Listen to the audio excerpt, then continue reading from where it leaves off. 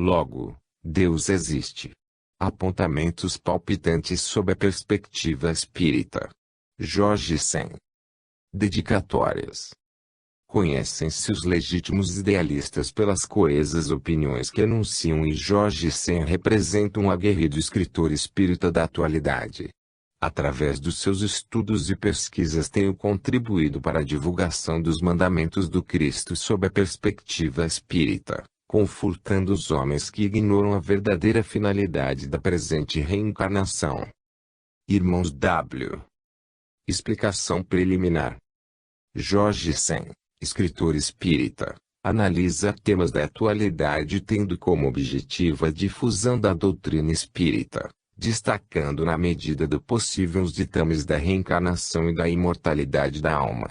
Seus artigos sugerem melhor entendimento da vida mortal e devem ser apreciados por pessoas que não se contentam com superficialidade da vida regida pela tirania do materialismo.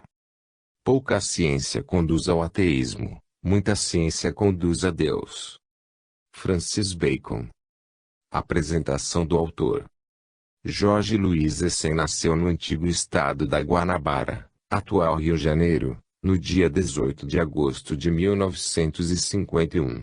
Vive a vida inerente àqueles que vieram ao mundo a fim de despertar para um projeto mais alto, acima dos prazeres da terra. Teve uma infância pobre, de pais separados, com mais 2 irmãos. Na juventude teve seu primeiro contato com fatos da mediunidade através de uma incorporação de seu irmão mais novo. Ficou impressionado, pois sabia que o irmão seria incapaz de dissimular um fenômeno de tal magnitude. Aquele episódio o levaria, mais tarde, a chegar às portas dos princípios codificados por Allan Kardec.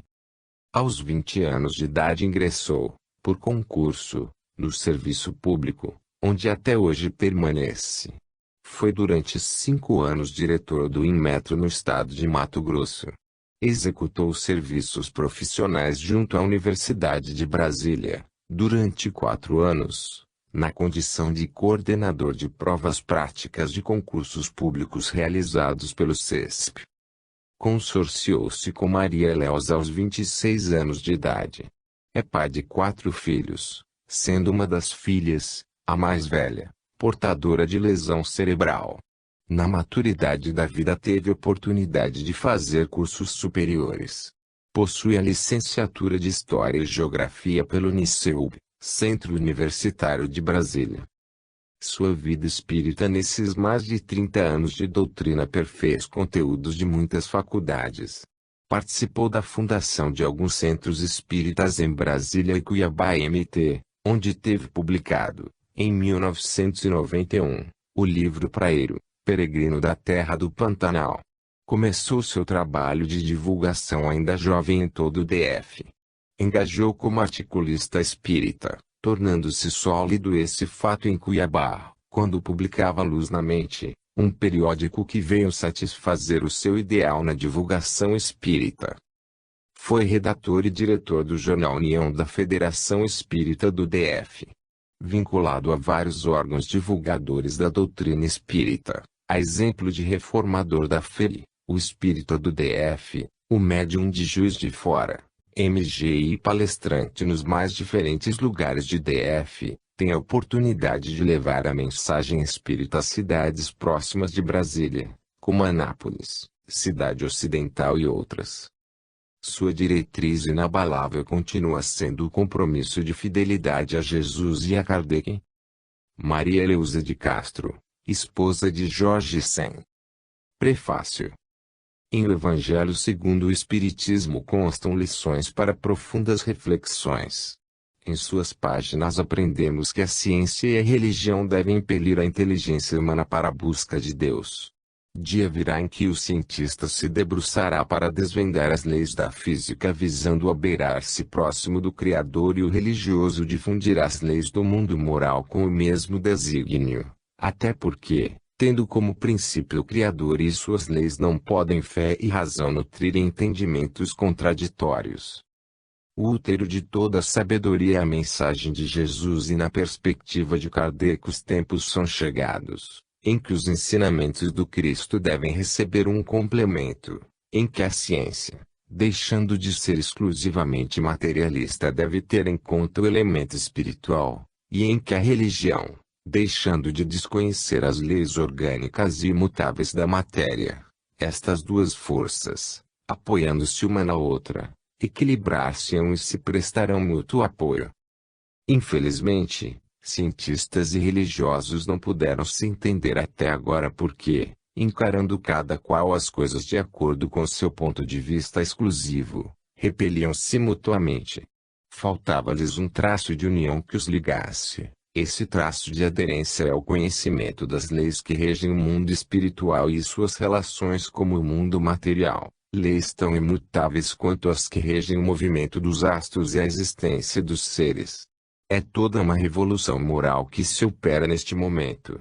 As consequências dessa revolução são fáceis de prever. Ela deve suscitar, nos relacionamentos sociais, inevitáveis modificações, às quais ninguém poderá se opor, porquanto se encontram nos desígnios de Deus, e elas ressaltam da lei do progresso, que é uma lei de Deus. São Paulo, 29 de agosto de 2013. Irmãos W. e Jorge Sen. Reflexões evangélicas sobre temas contemporâneos.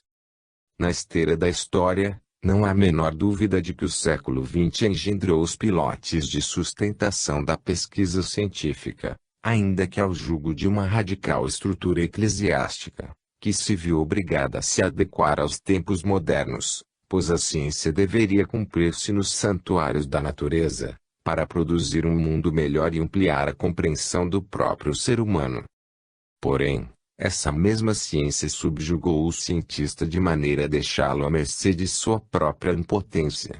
Além do que, os ilustres cérebros do mundo, desde 1945, foram proscritos dos países pobres para os ricos em face de problemas de ordem econômica. As ciências alcançaram notável desenvolvimento, verdadeiramente espantosos, assim que houve a associação entre a investigação científica e o desenvolvimento tecnológico.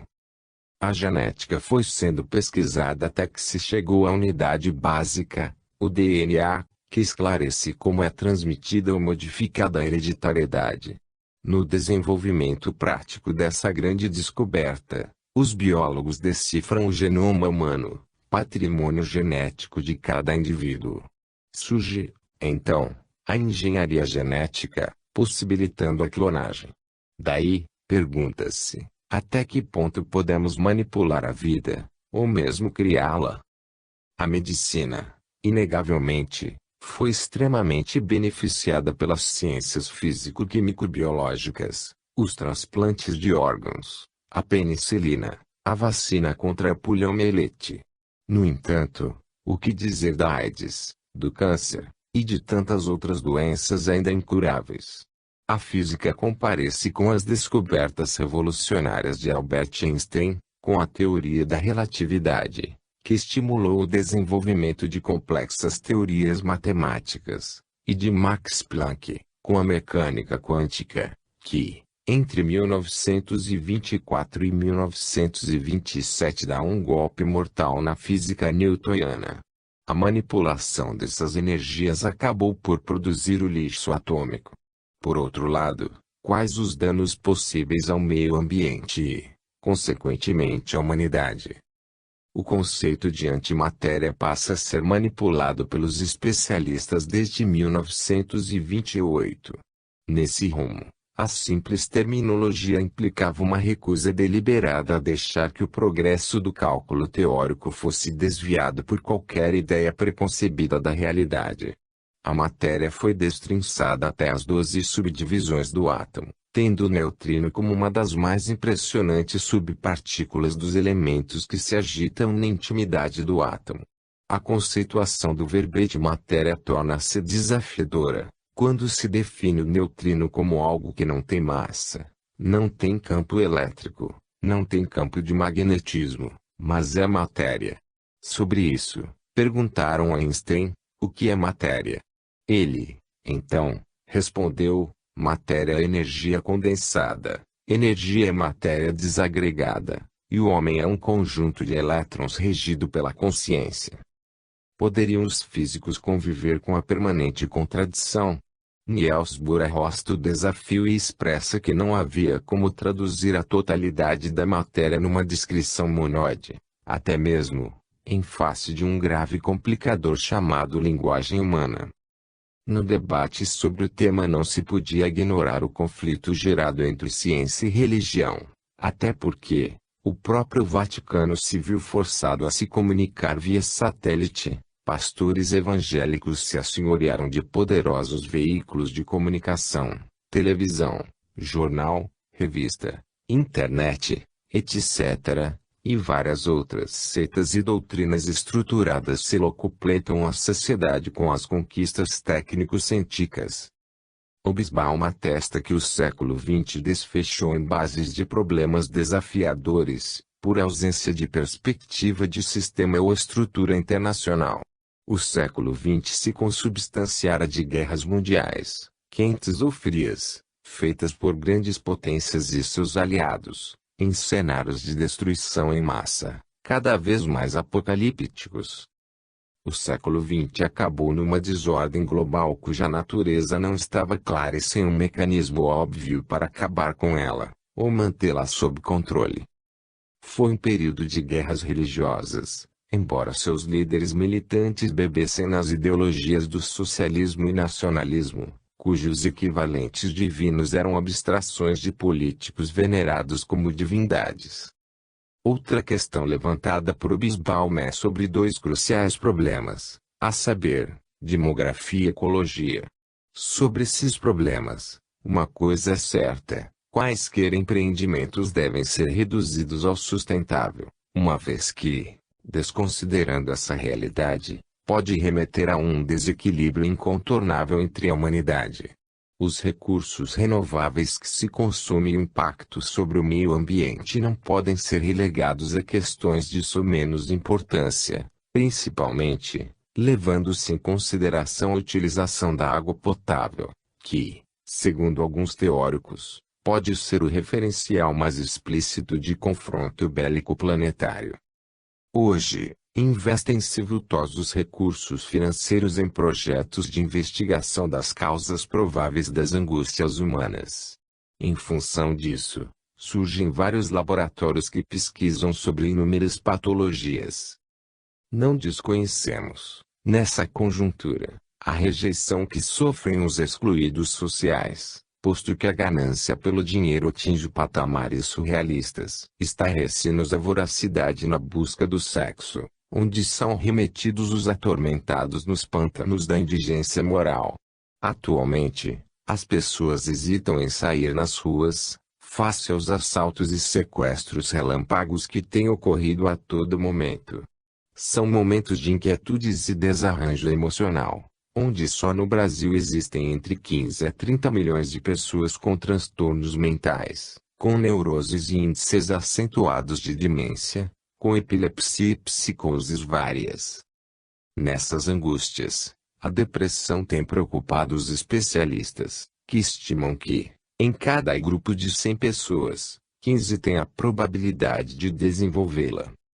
Ainda amargamos os contrastes de uma suprema tecnologia no campo da informática, das viagens espaciais, dos supersônicos, dos raios laser, ao tempo que ainda temos que conviver com todos os tipos de drogas inventados: cocaína, heroína, skunk, êxtase, a crack.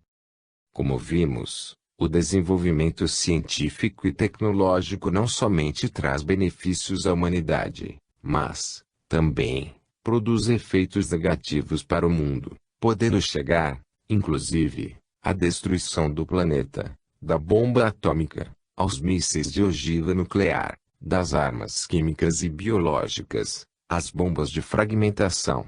Assim como modifica a natureza, promove a angústia existencial.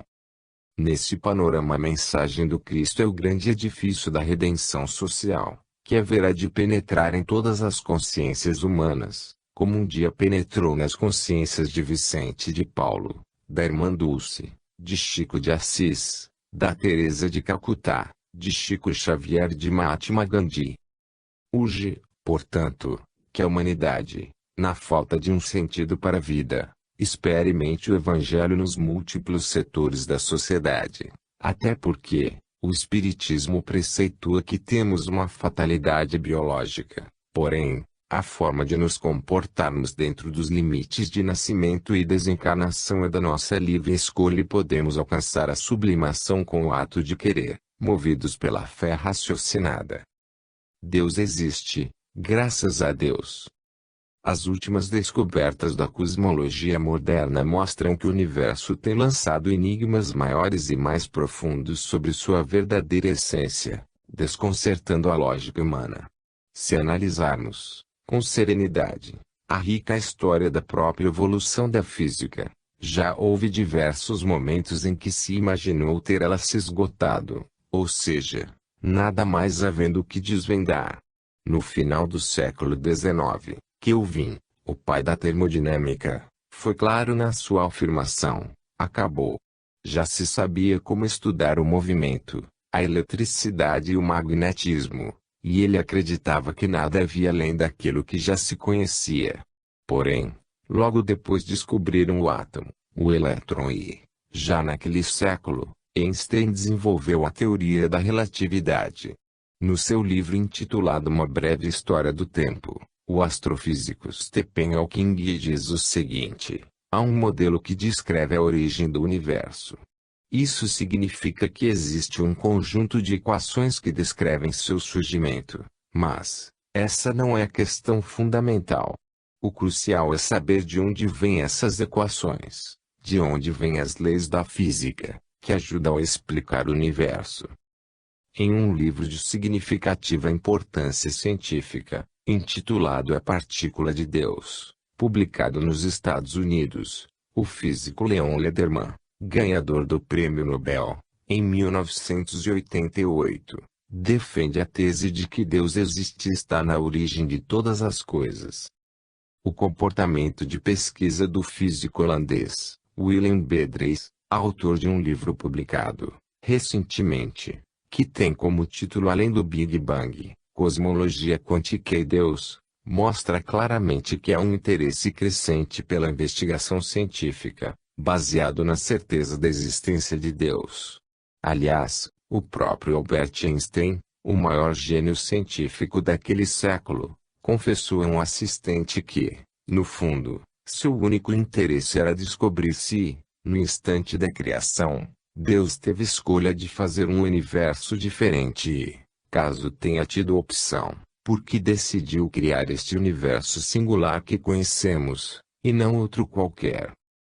Na análise do poder pensante, que reina além do universo, ainda encontramos o atestado lógico e, cientificamente, provado sobre a existência de Deus, quando concluímos que tudo aquilo que não é obra do homem, logicamente, tem que ser obra de Deus, consoante elucidam os espíritos, há mais de 145 anos. O físico americano Paul Davies, no seu livro intitulado Deus e a Nova Física, afirma, categoricamente, que o universo foi desenhado por uma inteligente consciência cósmica. Concluindo, buscamos as afirmativas doutrinárias que sustentam um ser Deus, a inteligência suprema, causa primária de todas as coisas. Cabe detalhar que a inteligência de Deus se revela em suas obras, como a de um pintor no seu quadro, esclarece Kardec, que acrescenta, as obras de Deus não são próprio Deus, como o quadro não é o pintor que o concebeu e executou. Deus é o agente iniludível para a explicação da vida. Abraham Lincoln, o 16º presidente dos Estados Unidos, disse certa vez: impossível compreender que alguém, contemplando o céu numa noite estrelada, possa dizer que não existe um Criador. Felizmente há pensadores sensatos que não veem contradição entre a busca para entender as leis da natureza e a fé em uma divindade superior. Em 1921, Albert Einstein foi perguntado pelo rabino H. Goldstein, de New York, se acreditava em Deus e redarguiu: acredito no Deus de Spinoza, que se revela por si mesmo na harmonia de tudo o que existe, e não no Deus que se interessa pela sorte e pelas ações dos homens. Essa convicção, profundamente emocional na presença de um poder racionalmente superior, que se revela no incompreensível universo, é a ideia que faço de Deus. Em que pese desgostar os ateus, incorporaremos mais alguns depoimentos de grandes sábios da ciência humana. O genial Isaac Newton afirmou que a maravilhosa disposição e harmonia do universo só pode ter tido origem segundo o plano de um ser que tudo sabe e tudo pode. Isso fica sendo a minha última e mais elevada descoberta. Voltaire falou para alguns fanáticos de seu tempo: eu creio em Deus, apesar de tudo que me dizem para acreditar nele. O filósofo da crítica da razão pura, Immanuel Kant, aclamou: não creio no Deus que os homens criaram, mas no Deus que criou os homens. Max Planck, fundador da teoria quântica, proferiu o seguinte: após minhas pesquisas sobre o átomo concluí que toda a matéria é originada e composta por uma única força. Temos que aceitar um espírito consciente e inteligente atrás desta força. Não me envergonho em denominar este Criador misterioso do mesmo modo, como foi em todos os antigos povos civilizados da Terra das eras passadas, Deus. Thomas Alva Edison, inventor da lâmpada e com 2.332 patentes registradas, declarou: tenho enorme respeito e a mais elevada admiração por todos os engenheiros, especialmente pelo maior deles, Deus. Wernher von Braun, principal pesquisador no desenvolvimento de foguetes, admitiu: quanto mais compreendesse a complexidade da estrutura atômica, a natureza da vida ou o caminho das galáxias, tanto mais encontrava razões novas para se assombrar diante dos esplendores da criação divina. Deparamos outros contextos possantíssimos para a comprovação da existência de Deus. Consideremos a obra Seven Reasons Why a Scientist Believes in God, 7 razões pelas quais um cientista acredita em Deus, de autoria do cientista Abraham Cressy Morrison, ex-presidente da Academia de Ciências de Nova York, livro bastante sondado por expositores de várias religiões, inclusive oradores espíritas. No livro, Cressy argumenta: será que a Terra, a Lua, o Sol, o mar são decorrências do acaso? Por meio do princípio matemático podemos demonstrar que o mundo foi projetado e executado por uma grande inteligência de engenharia. Há uma coerência matemática para o equilíbrio e manutenção da vida. A Terra tem inclinação de 23 graus, evento que permite as 4 estações. Se não fosse inclinada, massas de ar oceânicas deslocariam de norte a sul e gelos antárticos escorreriam pela crosta, levando tudo de roldão, transformando o planeta em continentes de gelo. A Terra gira em seu eixo a 1.600 km por hora no Equador. Se girasse 160 km por hora, nossos dias e noites seriam 10 vezes mais longos e o Sol possivelmente incineraria a vegetação de dia enquanto a noite longa congelaria qualquer broto que resistisse. Se por acaso a distância da Lua não fosse de aproximadamente de 380 mil quilômetros, mas de tão somente 150 mil quilômetros, a vida seria impossível na Terra, porque a pressão magnética que o satélite exerce sobre os mares faria levantar ondas tão elevadas, banhando os picos mais altos do Himalaia. As marés e pleamares destruiriam inteiramente a vida terrena. A camada atmosférica tem uma espessura de aproximadamente 80 km. Se fosse mais estreita 10 km, a vida no orbe seria impraticável, pois são arremessados sobre a Terra diariamente cerca de 50 milhões de aerólitos e meteoritos, que se não fossem desintegrados no cinturão atmosférico ocorreriam incêndios e destruições inomináveis, e a vida na Terra seria impossível. Bastaria que o fundo do mar fosse mais profundo apenas 3 metros e a vida seria impossível, porque o oxigênio do ar seria absorvido e se, por acaso, fosse mais raso 2 metros o gás carbônico, o argônio, o xenônio e o neônio seriam absorvidos pelas águas oceânicas, eliminando toda forma de vida. A extensão que separa a Terra do Sol é de quase 150 milhões de quilômetros, possibilitando-nos a apropriada sensação de calor, nem insuficiente, nem demasiada para a vida, porque o Sol tem uma temperatura superficial de 6.648 graus Celsius centígrados. Assim, se a Terra estivesse mais próxima, seria destruída pelo calor; se estivesse mais afastada, seria destruída pela falta do calor, dos raios ultravioletas e infravermelhos, que mantêm o equilíbrio metabólico na vida orgânica. A existência de Deus é justificada pela lei da exuberância da vida. Mas o que é a vida? Bem, a vida é um arquiteto admirável, que alça nas profundezas submarinas os castelos de algas e de corais. A vida é um formidável escultor, que constrói cada folha e talha ramículos e contornos jamais repetidos em qualquer outra flor ou folha encontrada na terra. A vida é um químico sublime, que confere a cada fruta o seu sabor peculiar e inconfundível, e através das raízes entranhadas nos solos consegue converter água em açúcar e madeira. A vida é um perfumista primoroso que transforma o humus em fragrância. Porém, onde está a vida? A vida está no ar, na terra, no mar, nas montanhas, nas flores, nas estrelas. A vida está no protoplasma, uma gota gelatinosa invisível a olho nu, que na cabeça de alfinete comportaria 1 milhão de gotículas.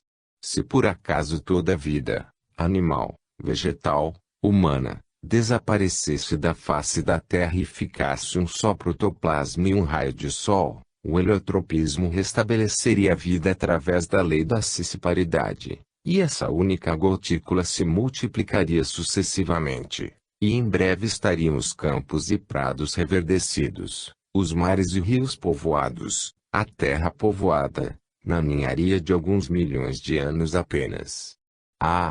O processo do surgimento de seres humanos deu-se há aproximadamente 50 mil anos. E apesar disso pode ser considerado um tempo curto, comparado aos 600 milhões de anos quando surgem os primeiros seres unicelulares. Deus decorre da inexplicabilidade do instinto dos animais. Vejamos, o João de Barro, por exemplo, quando chega a época do acasalamento, sob a árvore ali ergue o seu ninho, mas antes de assentar a porta, ele empolheira no galho mais alto e embica na direção dos ventos, para descobrir de qual direção emanarão os ventos invernais a fim de instalar a porta do lado oposto ao do vendaval, visando preservar a sua prole. E não erra nunca a direção dos ventos. O salmão vive anos no mar, depois retorna para o próprio rio onde nasceu. Se for alterado o afluente ele saberá corrigir a rota e encontrar o lugar certo. O que o dirige? E o prodígio das enguias, são peixes em forma de serpente. As enguias só se reproduzem em águas profundas e frias. Quando vão procriar abandonam todos os mares, os lagos, os rios do mundo e nadam na direção das águas abissais das Ilhas Bermudas. Ali procriam e morrem.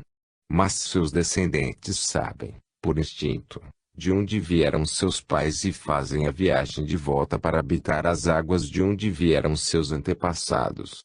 Os piscicultores e pescadores atestam que nunca localizaram extraviadas enguias americanas em águas europeias e vice-versa. O homem tem algo mais que instinto animal, o poder da razão. Nenhum outro animal alguma vez deixou um registro de sua habilidade para contar 10 ou até mesmo entender o significado de 10.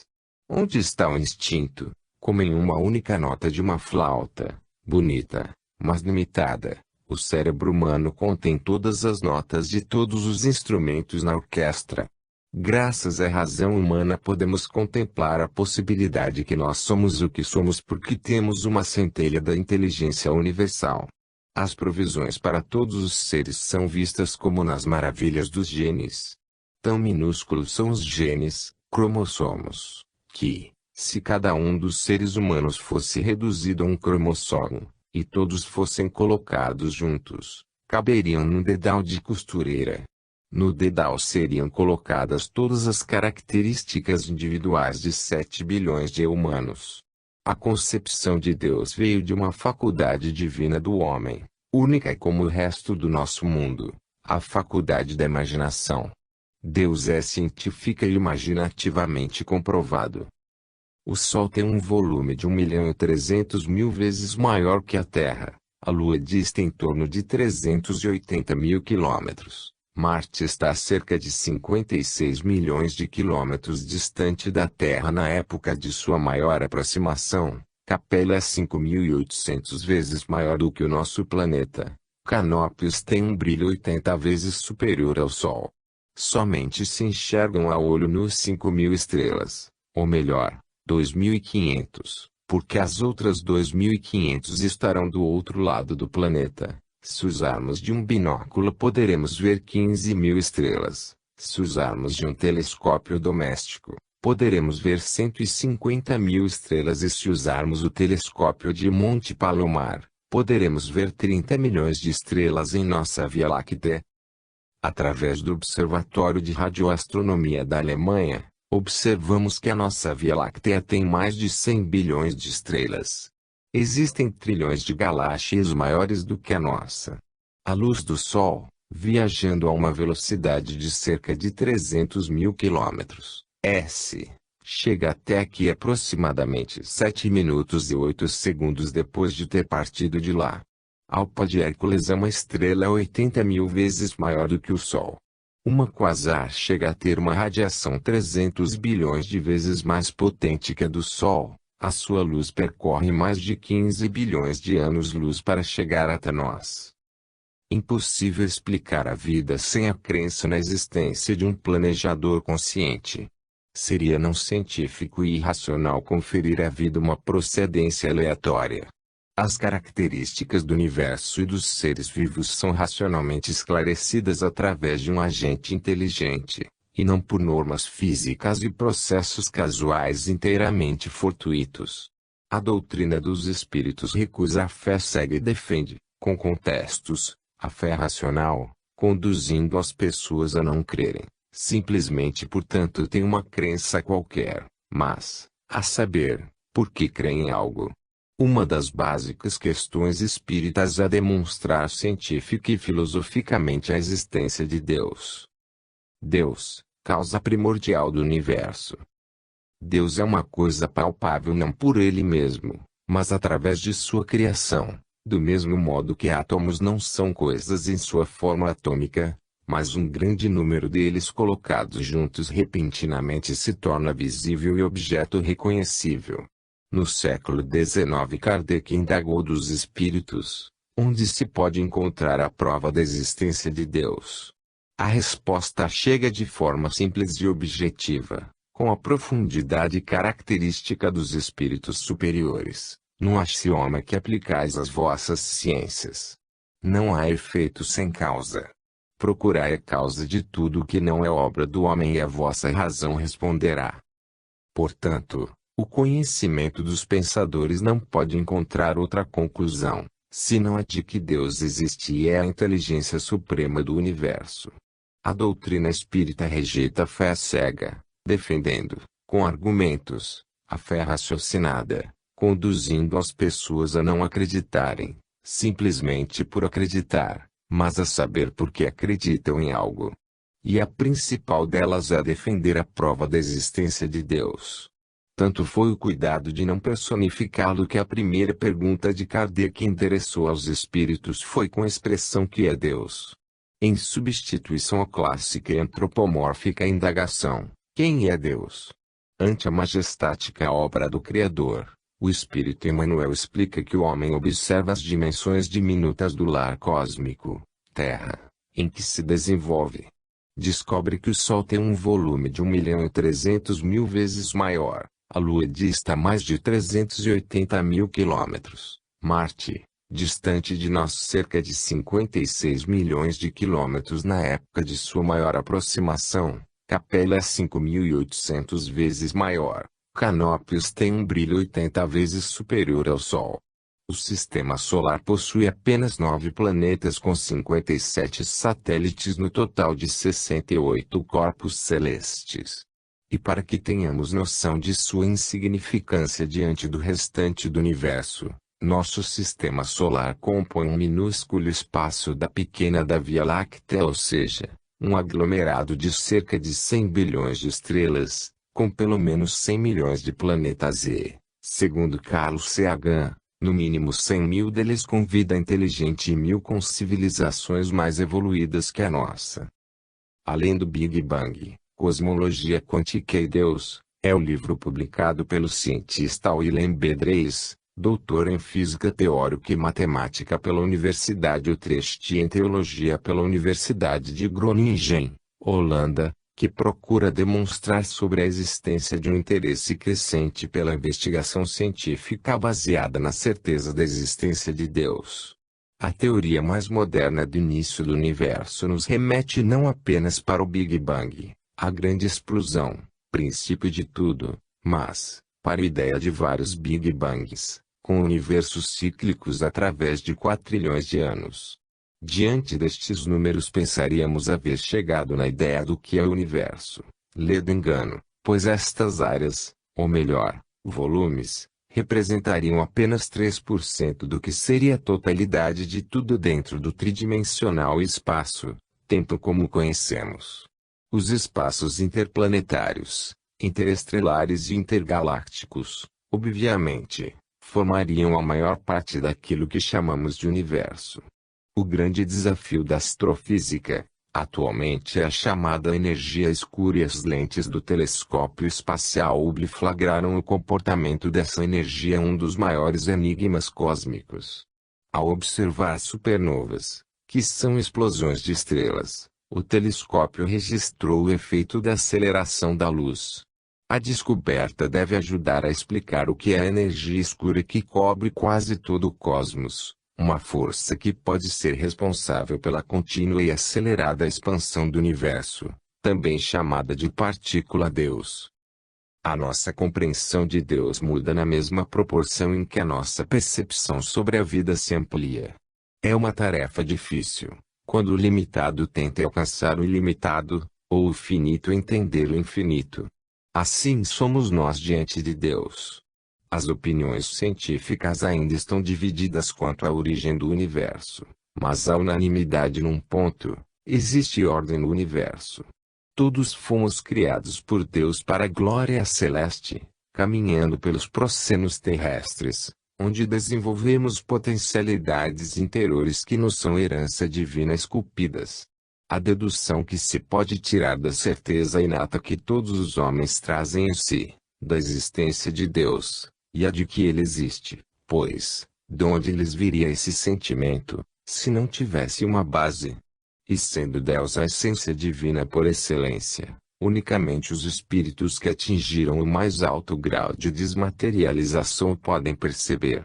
Assinalamos aqui uma pequena digressão. É interessante notar que geralmente, nós imaginamos Deus como alguma coisa absolutamente externa. Pensamos em Deus como um ser ou algo separado de nós, advindo muitos conflitos. Ora, se o Todo-Poderoso também está dentro de nós, podemos mudar por nossa própria vontade. Mas se acreditamos que o Pai Celestial está exclusivamente do lado externo, então supomos que só Ele pode nos mudar e não nos transformamos pela nossa própria vontade. Achamos-nos então, constantemente, em presença da divindade. Nenhuma das nossas ações lhe podem subtrair ao olhar. O nosso pensamento está em contato ininterrupto com o seu pensamento, havendo, pois, razão para dizer-se que Deus vê os mais profundos refolhos do nosso coração. Albert Einstein, físico alemão de origem judaica que dispensa apresentações quando, em 1921, perguntado pelo Rabino H. Goldstein, de New York, se acreditava em Deus, respondeu: acredito no Deus de Spinoza, que se revela por si mesmo na harmonia de tudo o que existe, e não no Deus que se interessa pela sorte e pelas ações dos homens. Nesta mesma ocasião, muitos líderes religiosos diziam que a teoria da relatividade encobre com um manto horrível o fantasma do ateísmo, e obscurece especulações, produzindo uma dúvida universal sobre Deus e sua criação. Tese que discordamos integralmente, pois Einstein confessou a um assistente que no fundo, seu único interesse era descobrir se no instante da criação Deus teve escolha de fazer um universo diferente e, caso tenha tido opção, por que é que decidiu criar esse universo singular que conhecemos e não outro qualquer? Dizia ainda: minha religião consiste em humilde admiração do espírito superior e ilimitado que se revela nos menores detalhes que podemos perceber em nossos espíritos frágeis e incertos. Essa convicção, profundamente emocional na presença de um poder racionalmente superior, que se revela no incompreensível universo, é a ideia que faço de Deus. Da megaestrutura dos astros à infraestrutura subatômica, tudo está mergulhado na substância viva da mente de Deus. O físico americano Paul Davies, no seu livro intitulado Deus e a Nova Física, afirma categoricamente que o universo foi desenhado por uma consciência cósmica. O universo, portanto, constituídos por esses milhões de sóis, regido por leis universais, imutáveis, completas, às quais acham-se sujeitas todas as criaturas, é a exteriorização do pensamento divino. A magnanimidade divina. O amor do Todo-Poderoso sustenta nossas vidas e estrutura do universo. Lembremo-nos dele, expõe Emmanuel, para que saibamos agradecer os talentos da vida, abraçando o próprio dever como sendo a expressão de sua divina vontade, e encontraremos a força verdadeira de nossa fé, a erguer-nos das obscuridades e problemas da terra para a rota de luz. Sim. Rota de luz, porque o Altíssimo é um dos princípios mais ancestrais e inexauríveis do patrimônio cultural da humanidade. Ao longo dos milênios, Deus tem sido objeto dicotômico entre a fé e razão, de medo ou de amor. Todavia, para o Criador se conduzem as atenções humanas, não só para afirmar a sua existência, como para denegá-lo. Voltaire dizia que se Deus não existisse, então seria necessário inventá-lo. Até porque creio no Deus que criou os homens, e não no Deus que os homens criaram. René Descartes, na essência da sua vigília racionalista, expõe Deus através da razão. Blaise Pascal, por outro lado, fala-nos que só podemos reconhecer Deus através da fé. A divisão entre fé e razão sempre existiu ao longo do processo histórico. Compreender o onipotente pela razão é uma atitude substancialmente filosófica, enquanto que aceitar o Todo-Poderoso pela fé é uma atitude predominantemente religiosa. Para nós, espíritas, Deus é a inteligência suprema, causa primária de todas as coisas. Recusamos a fé cega e defendemos, com contextos, a fé racional, conduzindo as pessoas a não crerem. Simplesmente portanto tem uma crença qualquer, mas, a saber, por que creem em algo? Uma das básicas questões espíritas é demonstrar científica e filosoficamente a existência de Deus. Por isso, encontramos Deus em nossas cogitações mais íntimas. Quer sejamos crédulos, quer agnósticos, estamos continuamente procurando transcender rumo a metas cada vez mais desafiadoras. Em Deus não há bifurcações. Deus é absoluto, é infinito, é onipotente, é onisciente, é único. O filósofo Baruch Spinoza pronunciou certa vez que não necessitamos orar nos santuários pétreos, lúgubres e obscuros erigidos pelas mãos humanas que cremos ser a sua morada. Até porque a casa do Altíssimo está nas montanhas, nos bosques, nos rios, nos lagos, nas praias. Aí é onde ele está e expressa o amor pela humanidade. Deus não está nos livros. O que adianta ficarmos lendo supostas escrituras sagradas se não sabemos ler suas leis num amanhecer, num pôr do sol, numa paisagem, no olhar dos amigos, nos olhos dos filhinhos? Não encontraremos Deus em nenhum livro. Por essas e outras razões, Albert Einstein, quando perguntado se acreditava em Deus, respondeu: acredito no Deus de Spinoza, que se revela por si mesmo na harmonia de tudo o que existe, e não no Deus teológico. Amemos pelo encanto de amar, e mesmo que nos machuquemos, terá valido a pena. Aprendamos a partilhar o amor. Mas como podemos decompô-lo? Comecemos olhando no fundo dos olhos do nosso filho, independente da idade dele, e digamos: eu amo. Façamos o mesmo com o nosso consorte, com nossos pais, avós, irmãos. A bondade de Deus é refletida pela lei da exuberância da vida. Mas o que é a vida? Bem, a vida é um arquiteto admirável, que alça nas profundezas submarinas os castelos de algas e de corais. A vida é um formidável escultor, que constrói cada folha e talha ramículos e contornos jamais repetidos em qualquer outra flor ou folha encontrada na terra. A vida é um químico sublime, que confere a cada fruta o seu sabor peculiar e inconfundível, e através das raízes entranhadas nos solos consegue converter água em açúcar e madeira. A vida é um perfumista primoroso que transforma humus em fragrância. Por isso há os que agradecem ao Criador convertendo a infecundidade da terra em sossegado, tranquilo e alegre jardim, plantam e colhem e idealizam milhões de buquês de flores. Outros compõem melodias, improvisam poemas, criam leis, varrem os logradouros públicos, constroem casas.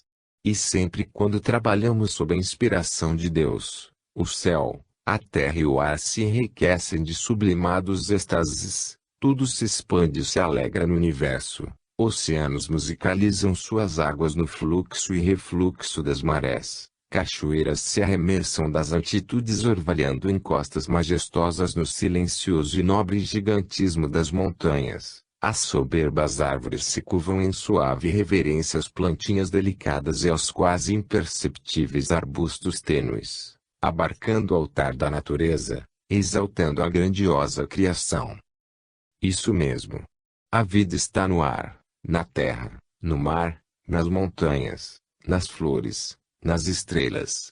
A vida está no protoplasma, uma gota gelatinosa invisível a olho nu, que na cabeça de alfinete comportaria 1 milhão de gotículas. Se por acaso toda a vida, animal, vegetal, humana, desaparecesse da face da Terra e ficasse um só protoplasma e um raio de sol, o heliotropismo restabeleceria a vida através da lei da cisparidade, e essa única gotícula se multiplicaria sucessivamente, e em breve estariam os campos e prados reverdecidos, os mares e rios povoados, a terra povoada, na ninharia de alguns milhões de anos apenas. A nossa compreensão de Deus muda na mesma proporção em que a nossa percepção sobre a vida se amplia. É uma tarefa espinhosa, quando o limitado intenta alcançar o ilimitado, ou o finito entender o infinito. Da megaestrutura dos astros à infraestrutura subatômica, tudo está mergulhado na substância viva da mente do Criador da vida. Portanto, guardemo-nos em Deus e exoremos ao Mestre Galileu, seu venerado emissário, para que acuda-nos na absorção dos eflúvios do amor e da bênção da paz. Ajoelhemo-nos, em espírito, para rogar aos benfeitores espirituais não nos permitam a desesperança, em face do desamor de alguns, a fim de que possamos, no derradeiro instante do testemunho, ver, sentir, oscular a face augusta do Senhor, refletida, no curso de milênios, na vida e na obra de Jesus Cristo. Deus, a razão perfeita. A nossa compreensão de Deus muda na mesma proporção em que a nossa percepção sobre a vida se amplia. É uma tarefa espinhosa, quando o limitado intenta alcançar o ilimitado, ou o finito entender o infinito. Da megaestrutura dos astros à infraestrutura subatômica, tudo está mergulhado na substância viva da mente do Criador da vida. O físico americano Paul Davies, no seu livro intitulado Deus e a Nova Física, afirma categoricamente que o universo foi desenhado por uma consciência cósmica. O cientista brasileiro Marcos N. Berlin, professor doutor titular da Universidade Estadual de Campinas, membro da Academia Brasileira de Ciências e comendador da Ordem Nacional do Mérito Científico, ressalta que, na condição de químico, estuda a arquitetura da matéria, Como foram formados os átomos, as moléculas, quais são as leis que regem o mundo atômico e molecular e suas transformações. Quando essa arquitetura é observada mais de longe, superficialmente, já se mostra extremamente bela, complexa, simétrica, sincronizada, uma obra de arte, um esplendor absoluto. Percebe-se uma riqueza extraordinária de detalhes, uma arquitetura constituída das mais diferentes formas geométricas, lindas, harmônicas, periódicas, perfeitas. Como a água, com sua estrutura angular simples, mas única, que rege suas propriedades também únicas, impressionantes, e que forma lindos cristais de gelo, de um design sem igual, os átomos e o balé sincronizado de seus elétrons em orbitais, as proteínas, outro espetáculo, uma arquitetura química tridimensional e com pontos de encaixe engenhosamente posicionados que confere a essas moléculas propriedades diversas. Uma eficiência extraordinária como aceleradores de reações jamais igualada por qualquer outra espécie química, explica Eberlin. Do micro para o macrocosmo, sabe-se que as últimas descobertas da cosmologia moderna mostram que o universo tem lançado enigmas maiores e mais profundos sobre sua verdadeira essência, desconcertando a lógica da inteligência humana. Na obra Partícula de Deus, o físico Leon Lederman, ganhador do Prêmio Nobel, em 1988, defende a tese de que Deus existe e está na origem de todas as coisas. O comportamento de pesquisa do físico holandês, Willem Bedrees, autor do livro Além do Big Bang, Cosmologia Quântica e Deus, demonstra claramente que há um interesse crescente pela investigação científica, baseado na certeza da existência de Deus. O espírito Emmanuel narra que ante a estupenda obra do Criador o homem observa as dimensões diminutas do lar cósmico, Terra, em que se desenvolve. Descobre que o Sol tem um volume de 1.300.000 vezes maior, a Lua dista mais de 380.000 quilômetros, Marte, distante de nós cerca de 56 milhões de quilômetros na época de sua maior aproximação, Capella é 5.800 vezes maior. Canópios tem um brilho 80 vezes superior ao Sol. O Sistema Solar possui apenas 9 planetas, com 57 satélites, no total de 68 corpos celestes. E para que tenhamos noção de sua insignificância diante do restante do universo, nosso Sistema Solar compõe um minúsculo espaço da pequena da Via Láctea, ou seja, um aglomerado de cerca de 100 bilhões de estrelas, com pelo menos 100 milhões de planetas e, segundo Carl Sagan, no mínimo 100.000 deles com vida inteligente e 1.000 com civilizações mais evoluídas que a nossa. Pesquisadores que se prenderam ao materialismo, herdeiros diretos do atomismo materialista de Demócrito, Leucipo e Lucrécio, têm zombado da fé ingênua e primitiva, escravizadas aos prosélitos dos religiosos, Destarte, esforçam-se para aniquilar histórica e emocionalmente a entronização contumaz desse Deus criado pela teologia humana, por ser incompatível com a racionalidade acadêmica. Voltaire, em êxtase, afirmou que não acreditava nos deuses criados pelos homens, mas sim no Deus criador do homem. Sócrates nomeava Deus como a razão perfeita. O seu discípulo, Platão, o designava por ideia do bem. A dedução que se pode tirar da certeza inata que todos os homens trazem em si, da existência de Deus, e a de que ele existe, pois, de onde lhes viria esse sentimento, se não tivesse uma base? E podemos encontrar a prova da existência de Deus no axioma que aplicamos às nossas ciências terrenas, de que não há efeito sem causa. Logo, procuremos a causa de tudo o que não é obra do homem e a nossa razão nos responderá. A plenipotência do Senhor da vida. Todos nós trazemos na consciência um importante e gigantesco espaço reservado para o Criador. São muitos, porém, aqueles que imaginam poder expulsá-lo de suas vidas. A rigor, é como se Deus se deixasse mesmo expulsar, pois é imensurável seu respeito pelo nosso livre-arbítrio. Muito embora ele continue ali mesmo, pois não há como dissociarmos-nos dele, de vez que nada existe senão nele, as coisas se passam como se o Senhor do Universo não existisse mesmo, pelo menos, ali, nos limites daquele espaço consciencial.